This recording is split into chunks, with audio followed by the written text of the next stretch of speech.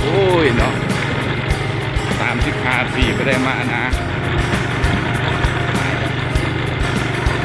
พาคนนาเปลี่ยนไปหลายน้องคนนี้มีน้องไหนครับ เข้าน้องนานะบ้าหรอ น้องนาหน้าบ้านพวกไทยมันไปเดี๋ยวเดือดยอดกันนี่เป็นน้องนามูลนามังนาพวกเท่าแท้ๆพวกอันกระโดดนี่ไปแต่ละหายไปละบ้างพวกกระโดด ใช้ไม้แหละเพื่ออะไร ไป ก็คอสกันเลาะนี่หรอก โอ้ย35 ปีก็ได้มาหอดหามองน้ำมูลน้ำมันเท่าเอากระโดดที่กลับขึ้นมา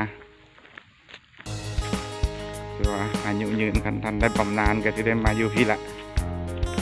กับสู่ทินเก่าทินเดิมคนเคยอยู่เคยกินเคยทำมาหากินแมนอยู่นี่แหละกินฮอดเด้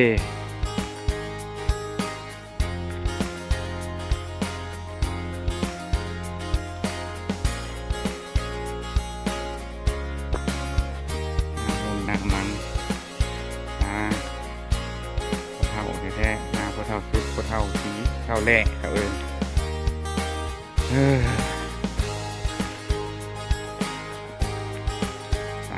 35 ปีเต็ม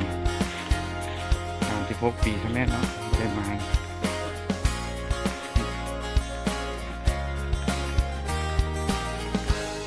โอ้ยฮอดเด้เสียงนาเอาบรรยากาศท้องทุ่งนา